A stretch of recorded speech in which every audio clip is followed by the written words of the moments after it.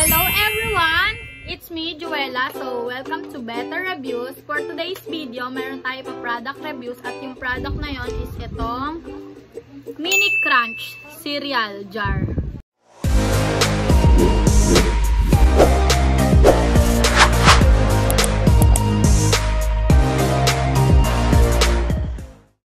Bili namin siya ng 160 pesos sa Shopee.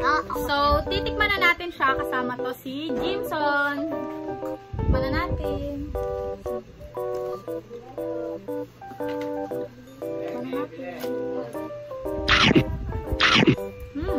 Sarap niya.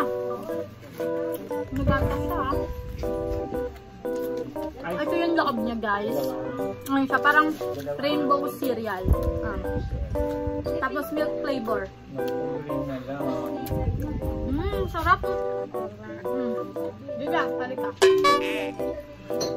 So, sobrang affordable niya, guys. 160 lang siya. Tapos, ang laki nung talaglam lang. Hindi naman siya sobrang tamis, pero sobrang milky niya. Dami mo pa nga. Ang sarap niya. Pwede siya pambaon. Tapos, pagkain ka umaga.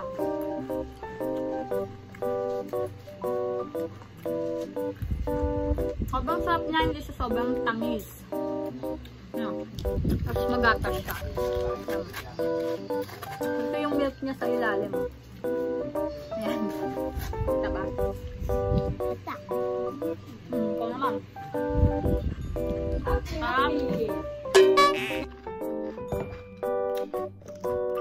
So, masarap siya, guys. Siguro pwede siyang snack lang. Tapos sa umaga, gagawin yung cereal. Tapos, masarap siya. Pwede rin siyang pambaon. Tsaka, 160 lang siya. Ang laki. Ang lalagyan. Yan siya. And guys, meron siyang iba't ibang flavor. Merong matcha, chocolate, and yung plain na yellow lang.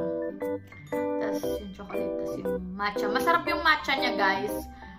Hindi lasang dahon na gano'n. Magatas din. Sarap.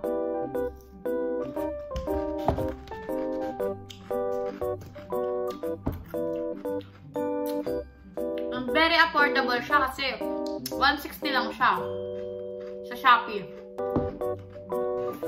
So, yun lang, guys. I-rate ko siya ng 10 out of 10 kasi sobrang sarap niya talaga. Tsaka affordable, pambaon. Oo, pambaon. Babaon mo ba sa school? Babaon niya daw. Sa Lunes. Wow!